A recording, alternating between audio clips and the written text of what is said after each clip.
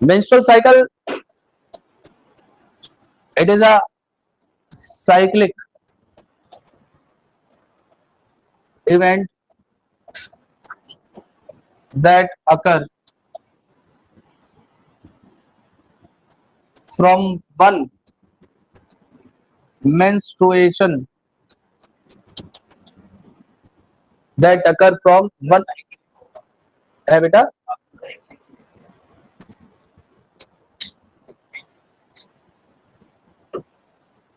sorry cyclic event that occur from one menstruation to next during reproductive cycle of female primate. मैंने क्या कहा, एक menstruation से लेके दूसरे मेंस्ट्रुएशन के बीच में जो भी साइक्लिक इवेंट्स हो रहे हैं पूरी रिप्रोडक्टिव साइकिल में किसी फीमेल प्राइमेट के, उसे हम लोग कहते हैं मेंस्ट्रुअल साइकिल। उसे हम लोग मेंस्ट्रुअल साइकिल। मेंस्ट्रुअल साइकिल जब शुरू होती है, जब ये स्टार्ट होती है, तो उस इवेंट को, ये स्टार्ट होती है कब, प्यूबर्टी पे, है ना। इसे क्या कहेंगे, मेनार। और जब ये खत्म होती है, स्टॉप होती है, तो 45 टू 50 इयर्स पे ये स्टॉप होगी, उसे क्या कहेंगे, मेनोपॉज। बंद होने को मेनोपॉज, शुरू होने को मेनार। ठीक है।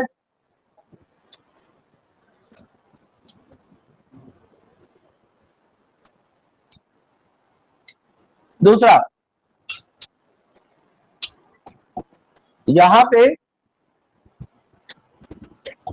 दो साइकिल्स होती हैं, या ऐसे लिखिएगा टू डिफरेंट इवेंट्स होते हैं। मतलब यूट्रस में अलग होंगे यूट्राइन इवेंट,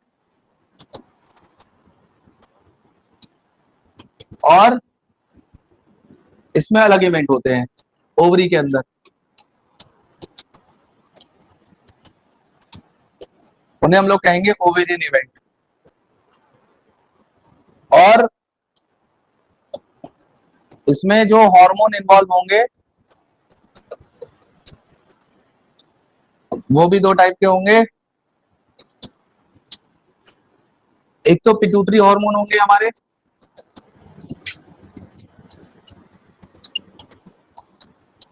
एक एलएच और दूसरे एफएसएच, और दूसरे ओवेरियन हार्मोन, एस्ट्रोजन और प्रोजेस्टेरॉन।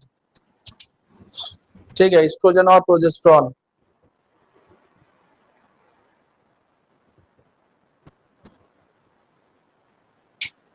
दूसरा,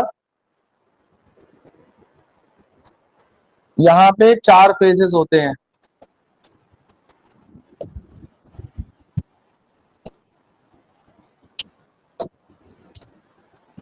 सबसे पहला होता है मेंस्ट्रुएशन फेज, जो कि पहले 5 दिन का होगा। दूसरा होता है फॉलिकुलर या प्रोलिफरेटिव फेज, जो 6 से 13वें दिन तक होगा बेटे। फिर होगा ओव्यूलेटरी फेज,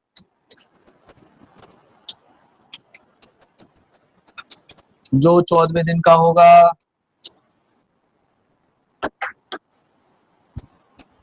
और लास्ट होता है जिसे कहेंगे हम लोग सिक्रेटरी और लुटियल फेज,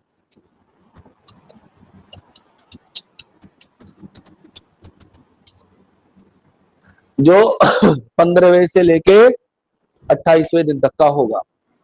ये 4 अलग अलग फेजेस हैं। जल्दी से लिख डाले नाम इनके फास्ट, फिर हम लोग इनके इवेंट्स की बात करेंगे।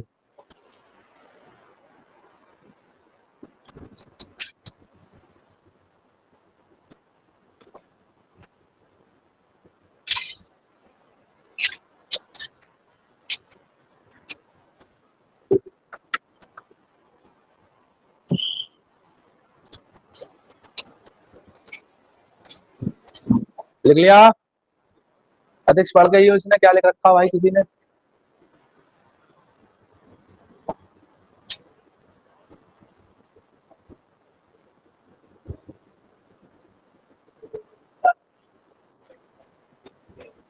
है?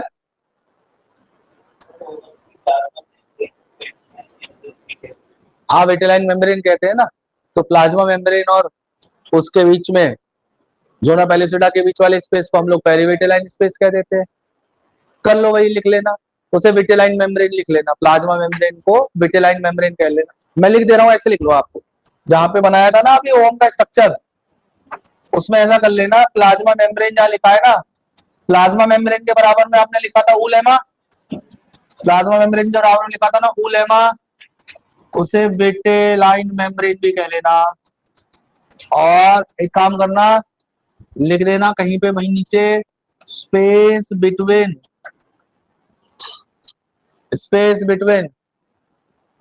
Plasma membrane and zona pellucida is called पेरीविटेलाइन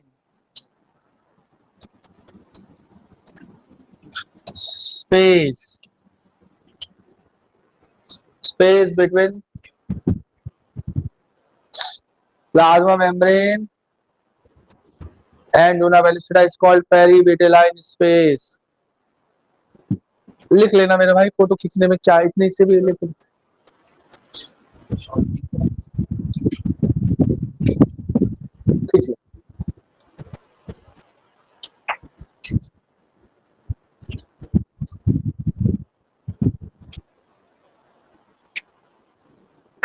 करें भाई, शुरू करें?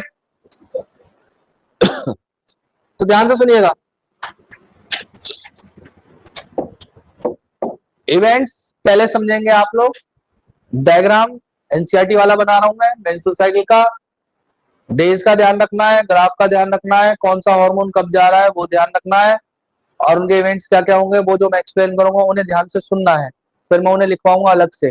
ठीक है, तो ध्यान से सुनिएगा।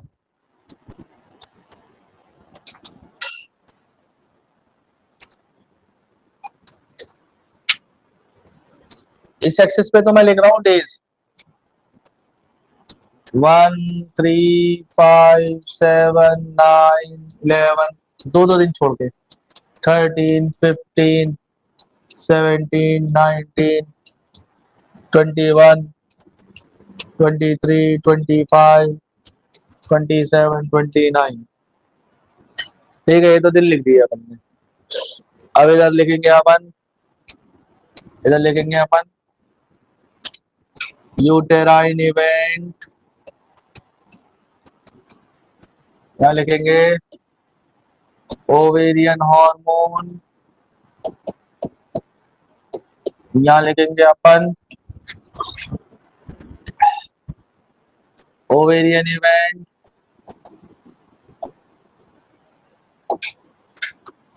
और ऊपर लिख देंगे हम लोग पिट्यूटरी हार्मोन।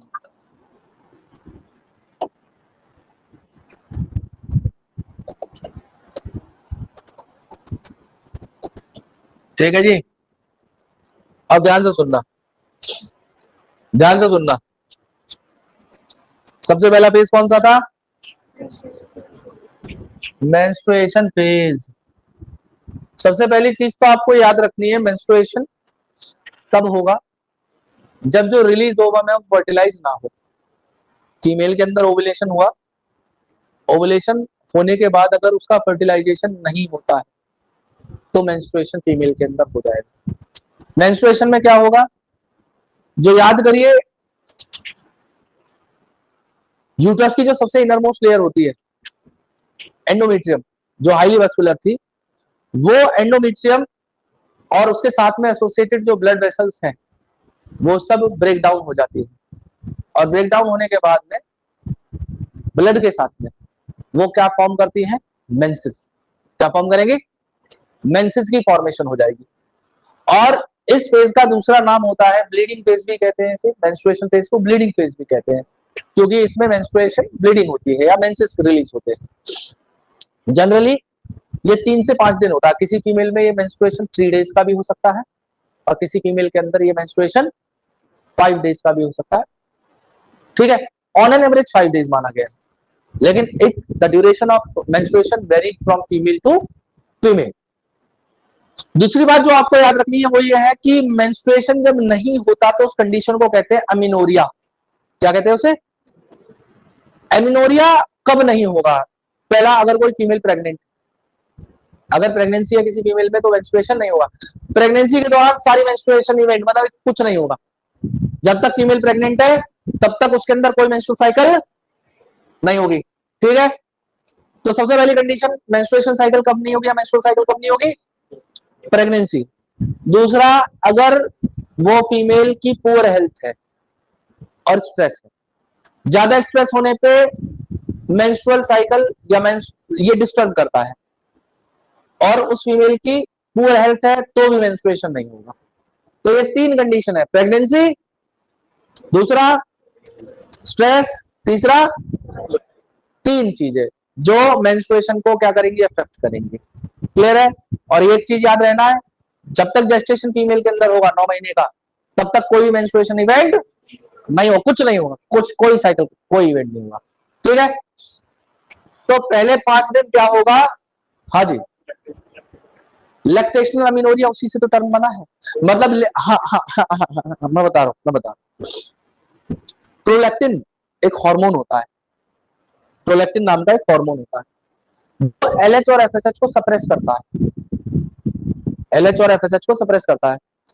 और जब तक एफएसएच नहीं है, जब तक एफएसएच नहीं है तो तब तक कोई भी ओवेरियन इवेंट नहीं हो सकता। क्यों, फॉलिकल का डेवलपमेंट एफएसएच के ऊपर डिपेंडेंट था। और अगर अगर फॉलिकल इवेंट नहीं हो सकता तो एस्ट्रोजन रिलीज नहीं होगा, एस्ट्रोजन रिलीज नहीं होगा तो एलएच को पॉजिटिव फीडबैक नहीं जाएगी। अभी समझ में आएगा, धीरे धीरे आएगा। ठीक, अभी मैंने एक्सप्लेन नहीं किया है, बस ये समझ लो, prolactin is the main cause of lactational amenorrhea because it inhibits several hormones which are associated in menstrual cycle. Menstrual cycle, yes, नहीं होगा, नहीं होगा, मतलब फॉलिकल मैच्योर ही नहीं करेगा। एलएच और एफएसएच कंप्लीटली सप्रेस रहेंगे। क्यों रहेंगे, प्रोजेस्टेरॉन फीमेल की बॉडी में हाई रहता है उस टाइम।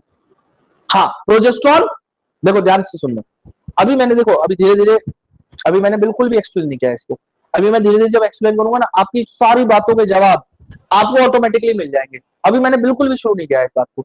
अभी जब मैं इसके अंदर इवेंट बनाऊंगा, हार्मोन बताऊंगा, हार्मोन कौन सा किसको सप्रेस करता है वो बताऊंगा, तो आपके ऑटोमेटिकली आपकी बातों के जवाब आपको मिल जाएंगे। ठीक है, तो ध्यान से सुनिए, यहां पे क्या होगा, सबसे पहले देखो यूट्राइन इवेंट, पहले 5 दिन क्या होता है, मेंस्ट्रुएशन, है ना, मेंस्ट्रुएशन फेज होगा। मेंस्ट्रुएशन फेज में मैंने बताया एंडोमेट्रियम शेड होगी, ब्रेकडाउन होगी, और ब्रेकडाउन होकर क्या करेगी, मेंसेस बना लेगी। क्या करेगी, तो ये ब्लड वेसल्स बना रहा हूं मैं, सॉरी, तो यहां पे ये ब्रेकडाउन होगा ये, और ये मेंसेस है, क्या ये मेंसेस। पहले 5 दिन यही होगा, और उसके साथ एसोसिएटेड सारी कंडीशन में बता चुका हूं, मेंस्ट्रुएशन कब नहीं हो सकता, क्या क्या कंडीशन है, वो सब आपको याद रखिए, अभी लिखवा दूंगा। अभी मैं डायग्राम के अंदर पैरेलली उन्हें बोलता रहूंगा सारी बातों को। अब क्या होगा, पिट्यूटरी हार्मोन इस टाइम पे इनका कंसंट्रेशन बिल्कुल एक एक को ले रहे हैं हम लोग एलएच, और एक को एफएसएच ले रहे हैं।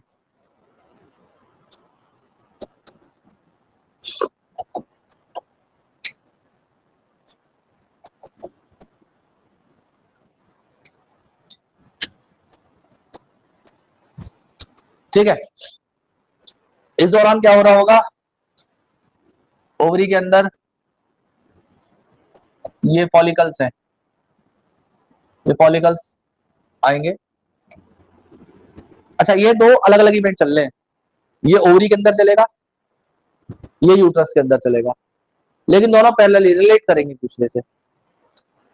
यूट्रस के इवेंट और ओवरी के अंदर, यूट्रस और ओवरी दोनों स्ट्रक्चर याद है ना, तो ओवरी के अंदर होने वाले इवेंट अलग चलेंगे और यूट्रस के अंदर होने वाले इवेंट अलग चलेंगे, और दोनों को रिलेट करेंगे हम लोग। ओवरियन इवेंट में क्या होगा, इस टाइम पे एस्ट्रोजन प्रोजेस्टेरोन दोनों ही कम है, यहाँ पे एस्ट्रोजन और प्रोजेस्टेरोन अब दोनों ही कम है।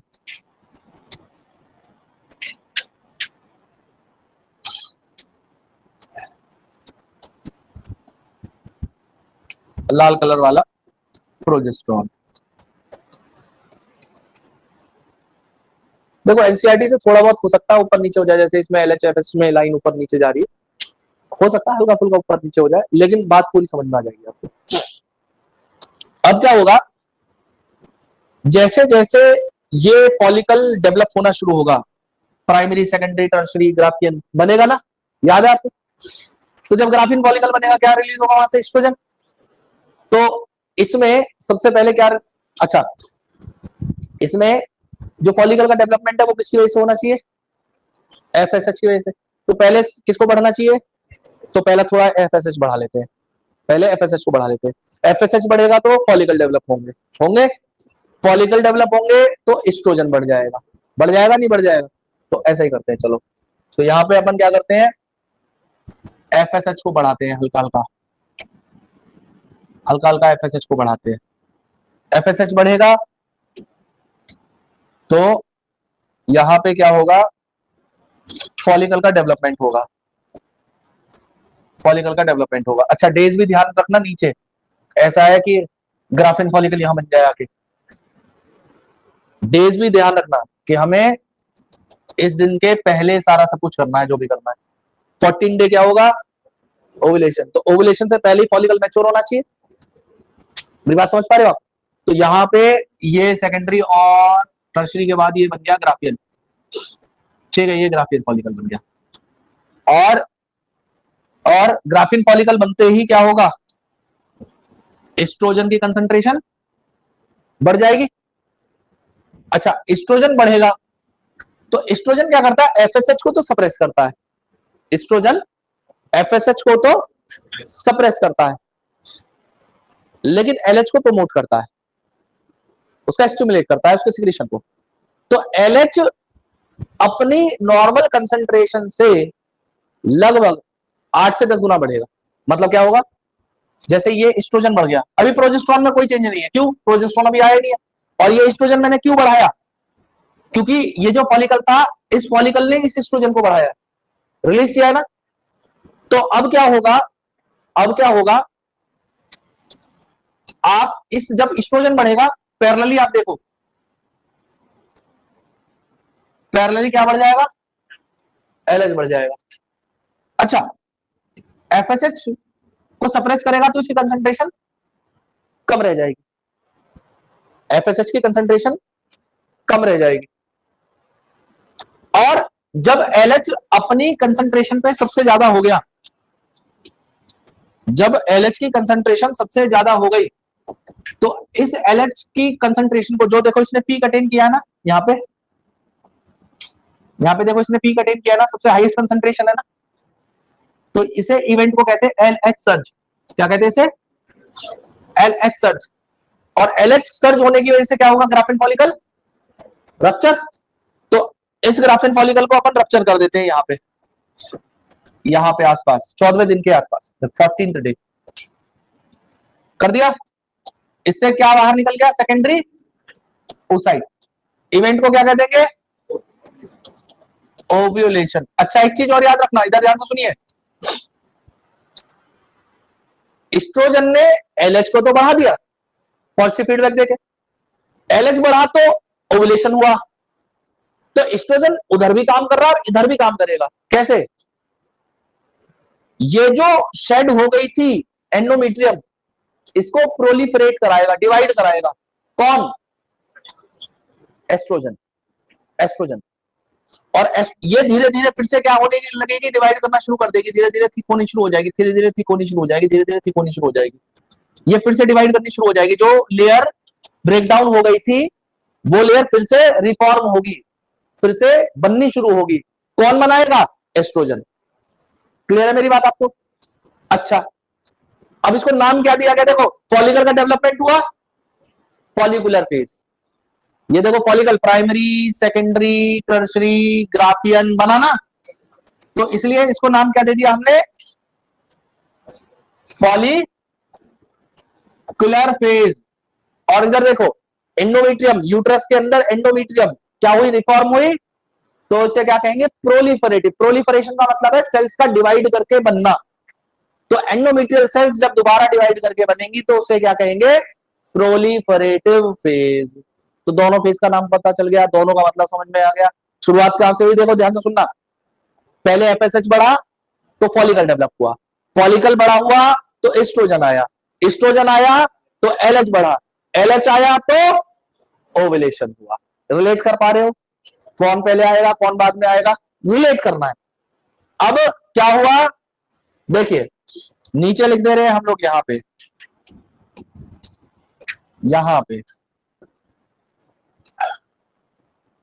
इट है फॉलिकुलर। फॉलिकुलर फेज किस रेस्पेक्ट में कह रहे हैं इसे? ओवेरियन इवेंट के रेस्पेक्ट में। और प्रोलिफरेटिव किस रेस्पेक्ट में कह रहे हैं? यूटेराइन इवेंट के रेस्पेक्ट में। क्लियर है मेरी बात? तो फॉलिकुलर इसके अंदर और प्रोलिफरेटिव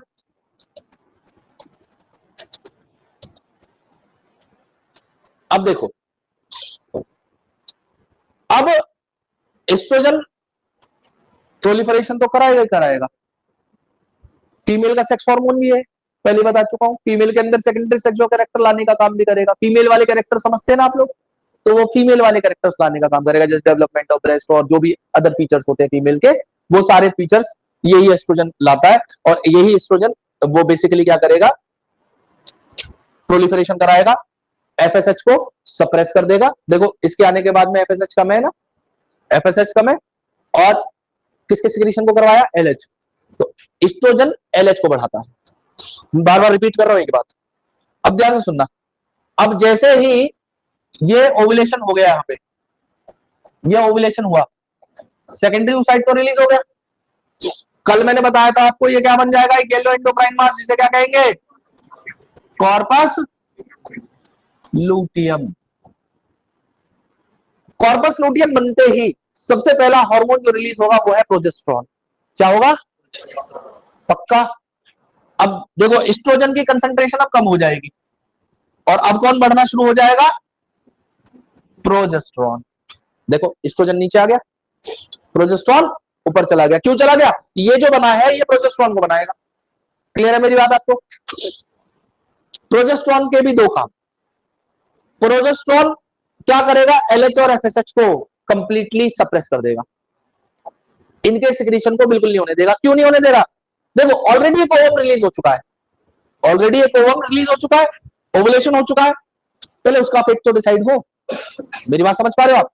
तो फीमेल के अंदर एक मेंस्ट्रुअल साइकिल चल रही है, दोबारा ओवम तो रिलीज होना नहीं चाहिए वहां पे, तो दोबारा कोई ओवम ना रिलीज हो, इसलिए ये प्रोजेस्टेरॉन क्या करेगा? इस एलएच को और एफएसएच को सप्रेस कर देगा, बंद कर देगा, खत्म कर देगा, और उसकी कंसंट्रेशन को बढ़ने नहीं देगा। तो अब इनकी जो कंसंट्रेशन है वो बिल्कुल न्यूट्रल हो जाएगी। देखो, इनकी कंसंट्रेशन बिल्कुल न्यूट्रल, बिल्कुल नहीं बढ़ेगी। जब तक फीमेल बॉडी में प्रोजेस्टेरॉन रहेगा तब तक एलएच और एफएसएच नहीं आएंगे, ताकि दोबारा ओवुलेशन ना हो पाए। ना तो कोई फॉलिकल, देखो एफएसएच सप्रेस रहेगा तो ना कोई फॉलिकल डेवलप हो पाएगा, और एलएच नहीं रहेगा तो ओवुलेशन नहीं हो पाएगा, दोनों ही काम नहीं हो पाएंगे। अच्छा, थोड़े टाइम बाद याद करिए, मैंने आपको बताया था कि कॉर्पस लूटियम प्रोजेस्टेरॉन तो बनाता ही बनाता है, साथ में वो क्या बनाता है? एस्ट्रोजन भी बनाता है, और इनहिबिन भी बनाता है, थोड़ी देर पहले लिखा था मैं। तो यहां पे जब आप इसको एस्ट्रोजन को नीचे करो, फिर बाद में थोड़ा सा एस्ट्रोजन को बढ़ा भी देना। अच्छा, ये प्रोजेस्टेरॉन जो बढ़ा था, ये प्रोजेस्टेरॉन जो बढ़ा था, ये काम और करेगा। जो एंडोमेट्रियम रिफॉर्म हुई थी ना, इसे और ज्यादा थिक, सॉफ्ट और वस्कुलर बनाएगा। क्या करेगा? इस एंडोमेट्रियम को थिक, सॉफ्ट और वस्कुलर। वस्कुलर का मतलब और ब्लड वेसल्स आ जाएंगे उसमें। ये क्या करेगा? उस यूट्रस को इम्प्लांटेशन के लिए तैयार करेगा। मतलब किस लिए भाई, ओवम रिलीज हुआ है ना। अगर सपोज करो कोई कपल फैमिली प्लानिंग कर रहा है, ठीक है, they are planning for a baby, तो they should perform coitus around this phase. Clear है मेरी बात? अब इस फेज के आसपास दे परफॉर्म कोइटस, तो 2 दिन कैपेसिटेशन में लग जाएंगे। 2 दिन कैपेसिटेशन का मतलब क्या होता है, जैसे सपोज करो किसी ने 14th डे सेक्सुअल इंटरकोर्स किया, तो फर्टिलाइजेशन जो है 2 दिन बाद होता है, क्योंकि स्पर्म के अंदर कुछ चेंजेस होते हैं। 2 दिन तक स्पर्म में कुछ चेंजेस होते हैं, तो फर्टिलाइजेशन होते हुए कितने दिन लग जाते हैं? 2 दिन। तो 16वें दिन फर्टिलाइजेशन हो गया। अब 16वें दिन अगर फर्टिलाइजेशन हुआ, तो उसका जो इम्प्लांटेशन है, मतलब मदर से जो अटैच होने का इवेंट है, वो लगभग 7 से 8 दिन बाद होगा। 7 से 8 दिन बाद होगा। तो उतने में फीमेल बॉडी क्या करती है, वो इस यूट्रस को और अच्छा बना लेती है, इसे और ज्यादा मस्कुलर बना लेती है, ताकि जब बच्चा इंप्लांट करे तो उसको मैक्सिमम, मतलब एक मस्कुलराइजेशन होगी तो उसको न्यूट्रिएंट ज्यादा अच्छे मिल पाएंगे। मस्कुलर बनाने का मतलब क्या है? ब्लड वेसल्स को ज्यादा रिच करना। ब्लड वेसल्स के थ्रू क्या मिलेंगे? जो मदर न्यूट्रिएंट्स ले रही है वही न्यूट्रिएंट्स तो उस बच्चे को दिए जाएंगे। फिर क्लियर है मेरी बात आपको? तो अब क्या होगा, ये और ज्यादा थिक हो जाएगी, मस्कुलर हो जाएगी, है ना, इसके अंदर और ज्यादा ब्लड वेसल्स आ जाएंगी, पहले से और थिक हो जाएगी। ठीक है, तो मैंने आपको बताया था कि ये जो सेकेंडरी oocyte है, ये डिसाइड करेगा इसके फेट को। क्या कि अगर इसका फर्टिलाइजेशन होता है तो ये सस्टेन करेगा, और अगर ये सस्टेन करेगा तो प्रोजेस्टेरॉन लगातार बना रहेगा। तो कोई भी अगर फीमेल प्रेग्नेंट है तो उसकी बॉडी के अंदर कॉर्पस लूटियम बना रहेगा। कॉर्पस लूटियम बना रहेगा तो प्रोजेस्टेरॉन भी बना रहेगा। और देखो, प्रोजेस्टेरॉन बना रहेगा तो एलएचओ और एफएसएच नहीं आएंगे, तो इसीलिए प्रेग्नेंट फीमेल के अंदर मेंस्ट्रुअल साइकिल, उसका रीजन समझ में आ गया। प्रोजेस्टेरॉन इज द रीजन कि प्रेगनेंसी के दौरान मेंस्ट्रुअल साइकिल नहीं होगी। क्लियर है मेरी बात आपको? इसीलिए जैसे सपोज करो किसी फीमेल का अबॉर्शन करना होता, अबॉर्शन समझते हो, मेडिकल टर्मिनेशन ऑफ प्रेगनेंसी समझते हो, तो मेडिकल टर्मिनेशन ऑफ प्रेगनेंसी करने के लिए, मतलब अबॉर्शन करने के लिए एंटी प्रोजेस्टेरॉन ड्रग दिया जाता है। क्या दिया जाता है? Anti progesterone drug. मतलब वो ड्रग जो फीमेल की बॉडी के अंदर प्रोजेस्टेरॉन की कंसंट्रेशन को गिरा दे, उसके बॉडी में प्रोजेस्टेरॉन को गिरा दे, और जैसे ही प्रोजेस्टेरॉन की कंसंट्रेशन कम होगी, ये जो एंडोमेट्रियम है ये शेड हो जाएगी, तो उसके साथ इंप्लांटेड जो बच्चा है वो भी शेड हो जाएगा, उसी को अबॉर्शन कहते हैं। क्लियर है मेरी बात आपको? पक्का? तो अब क्या होगा, अच्छा, अब हम यहाँ पे तो एक नॉर्मल मेंस्ट्रुअल साइकिल मान के चल रहे हैं, हम ये मान के नहीं चल रहे प्रेग्नेंट फीमेल है, हम तो ये मान के चल रहे हैं ना कि नॉर्मल नॉन प्रेग्नेंट फीमेल के अंदर कैसे होगा ये इवेंट। अगर प्रेग्नेंट फीमेल है तो फिर ये कंसंट्रेशन ऐसे रहेगी, लगातार बनी रहेगी, हाई रहेगी। क्लियर है मेरी बात आपको? प्रोजेस्टेरॉन बना रहेगा लगातार, वो नीचे नहीं आने वाला, और यहाँ पे फिर ये सारे इवेंट अब रुक जाएंगे। लेकिन अगर कोई फीमेल प्रेग्नेंट नहीं है तो ये कॉर्पस लूटियम इंतजार करेगा थोड़े दिन का। मान के चलिए कब तक इंतजार करता है, तो ये सबसे बड़ा फेज है 15वें से 28वें दिन तक का लार्जेस्ट फेज होता है। तो 10 से 12 दिन कॉर्पस लूटियम वेट करता है। वो वेट करता है किस चीज का? इम्प्लांटेशन होने का। अच्छा, इस कॉर्पस लूटियम को कौन कहेगा कि तुम रुको नहीं रुको? तो एक स्ट्रक्चर होता है, ट्रोफोब्लास्ट लेयर सुनी है आपने? ब्लास्टोसिस्ट की सुनी है? जाइगोट सुना है, फर्टिलाइजेशन का प्रोडक्ट? ब्लास्टोमर सुने? Morula, blastocyst. ये एक स्ट्रक्चर है जो बन जाता है लगभग 7 डेज तक बन जाता है। ठीक है, 5 to 7 डेज लगते हैं इसे बनने में। इस ब्लास्टोसिस्ट के अंदर ऐसे एक स्ट्रक्चर होता है, इसमें बाहर वाली लेयर होती है, उसे ट्रोफोब्लास्ट कहते हैं, और अंदर वाली लेयर को इनर सेल मास कहते हैं। क्या कहते हैं इसे? Inner cell mass. तो ये जो ट्रोफोब्लास्ट है ना, ये बाहर वाली लेयर, ये एक हार्मोन रिलीज करती है जिसे ह्यूमन कोरियोनिक गोनेडोट्रोपिन कहते हैं। क्या कहते हैं? Human chorionic gonadotropin. Pregnancy kit जानते हो? प्रेगा न्यूज का नाम सुना है? एडवर्टीजमेंट देखे? प्रेगनेंसी किट होती है जिससे फीमेल यूरिन लेके डिटेक्ट करते हैं कि ये फीमेल प्रेग्नेंट है कि नहीं है, करते हैं ना? वो इसी हार्मोन को डिटेक्ट करता है, ह्यूमन कोरियोनिक गोनेडोट्रोपिन को। कैसे? अगर कोई फीमेल प्रेग्नेंट होगी तो उसके अंदर ये स्ट्रक्चर बनेगा, अगर ये स्ट्रक्चर बनेगा तो ट्रोफोब्लास्ट भी बनेगी, ट्रोफोप्लास्ट बनेगा तो ह्यूमन कोरियोनिक गोनाडोट्रोपिन भी बनेगा। तो अगर ये उसकी बॉडी में है तो वो ये इसके यूरिन में भी अपीयर होगा, होगा नहीं होगा? तो प्रेगनेंसी किट में क्या किया जाता है? कुछ नहीं होता, एंटी एचसीजी एंटीबॉडी होती है। क्या होती है? एंटी एचसीजी एंटीबॉडी होती है। यहाँ पे स्लॉट दिया है यूरिन में, यूरिन के अंदर एचसीजी है। अगर कोई फीमेल प्रेग्नेंट है तो एचसीजी हैगा और वो इसके साथ रिएक्ट करेगा। एचसीजी किसके साथ रिएक्ट करेगा? एंटी एचसीजी एंटीबॉडी के साथ, और कलर बेड की फॉर्मेशन करा देगा। ये बेसिक मैकेनिज्म है प्रेगनेंसी टेस्ट का। अब अगली बात ध्यान से सुनो, यही एचसीजी सिग्नल भी देता है कॉर्पस लूटियम को टू सस्टेन। अगर कोई फीमेल प्रेग्नेंट है तो एचसीजी चाहेगा कि ये कॉर्पस लूटियम अब डिजनरेट ना करे। क्यों ना करे? प्रोजेस्टेरॉन बना रहा भाई। प्रेगनेंसी के लिए सबसे मैंडेटरी चीज ही प्रोजेस्टेरॉन है। मेरी बात समझ पा रहे हो आप? तो अगर किसी फीमेल में प्रोजेस्टेरॉन बना रहेगा तो उसकी प्रेगनेंसी मेंटेन्ड रहेगी। और कॉर्पस लूटियम जब तक है तब तक उसके ब्लड में प्रोजेस्टेरॉन बना रहेगा। अच्छा, थोड़े टाइम बाद प्लासेंटा आ जाएगा। क्या आ जाएगा? प्लासेंटा। प्लासेंटा भी तो बनेगी, लेकिन इमीडिएटली तो नहीं बनती, उसे बनने में टाइम लगेगा। तो प्लासेंटा भी एस्ट्रोजन, प्रोजेस्टेरॉन और बहुत सारे अलग अलग हार्मोन्स को रिलीज करती है, लेकिन प्लासेंटा बनने में टाइम है। तो जब तक प्लासेंटा ना बने तब तक कॉर्पस लूटियम क्या करेगा? प्रोजेस्टेरॉन बनाता रहेगा। और प्रोजेस्टेरॉन बना रहेगा तो एंडोमेट्रियम मेंटेन रहेगी, और एंडोमेट्रियम मेंटेन रहेगी तो प्रेगनेंसी मेंटेन रहेगी। इसीलिए प्रोजेस्टेरॉन को प्रेगनेंसी हार्मोन कहते हैं। इसीलिए प्रोजेस्टेरॉन को क्या कहते हैं? Pregnancy hormone. क्लियर है मेरी बात? अब यहां पे सपोज करो ये फीमेल के अंदर प्रेगनेंसी नहीं है, तो प्रेगनेंसी नहीं है तो कॉर्पस लूटियम क्या करेगा? डिजनरेट करेगा। डिजनरेट होने से पहले एक और मास बनाएगा, जिसे कहते हैं कॉर्पस एल्बिकैन। तो यहां पे ये बन जाएगा कॉर्पस एल्बिकैन, और कॉर्पस एल्बिकैन बनने के बाद ये क्या हो जाएगा? डिजनरेट। अब ये कॉर्पस लूटियम कॉर्पस एल्बिकैन बनकर डिजनरेट हुआ, एस्ट्रोजन प्रोजेस्टेरॉन क्या करेंगे? इमीडिएटली फॉल कर जाएंगे। जो उसे बना रहे थे ये यही तो बना रहा था, अब यही खत्म हो गया तो उसकी बॉडी के अंदर उसका कंसंट्रेशन खत्म।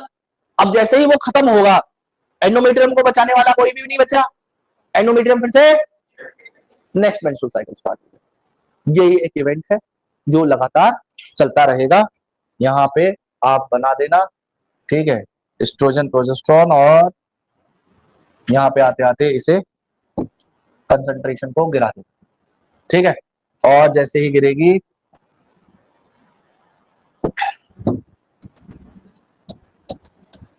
ये फिर से break down, next menstrual cycle. अच्छा, एक काम करना, मैं थोड़ा सा हार्मोन का ये ऊपर नीचे हो गया, एनसीईआरटी के हिसाब से बना लेना इसके हल्के हल्के से। हाँ जी,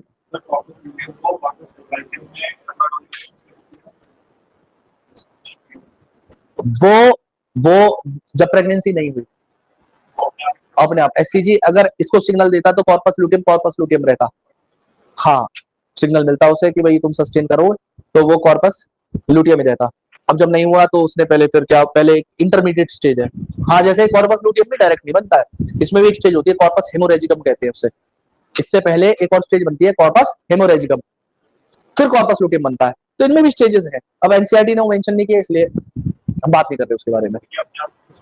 अपने आप ही एल्बिकैन में बनके, मतलब डीजनरेट होने से पहले इस स्ट्रक्चर को बनाता है। एनसीईआरटी ने उसे मेंशन किया इसलिए हम लोग बात कर रहे हैं। हाँ जी, हाँ,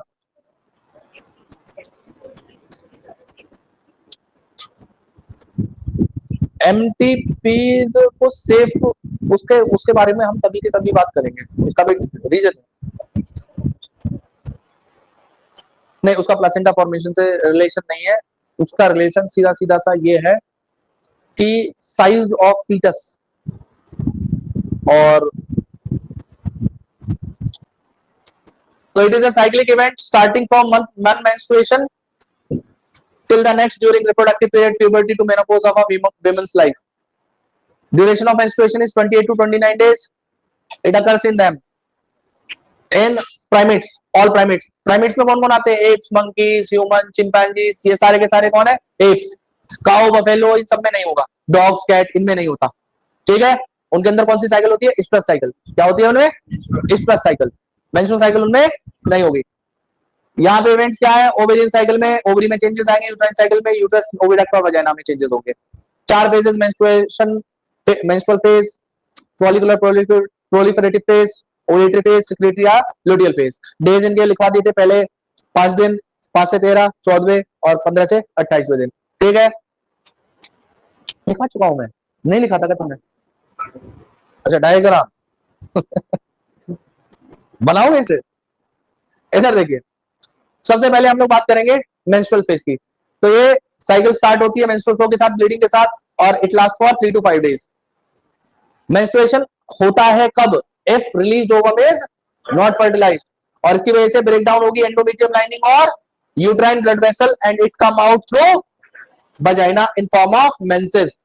लैक ऑफ मेंस्ट्रुएशन इंडिकेट्स, अगर फीमेल के अंदर मेंस्ट्रुएशन नहीं हो रहा है तो इसका मतलब वो प्रेग्नेंट, लेकिन प्रेगनेंसी के अलावा भी कोई रीजन है तो अगर स्ट्रेस और पुअर हेल्थ भी कारण हो सकते हैं। नेक्स्ट है हमारा फॉलिकुलर और प्रोलिफरेटिव फेज।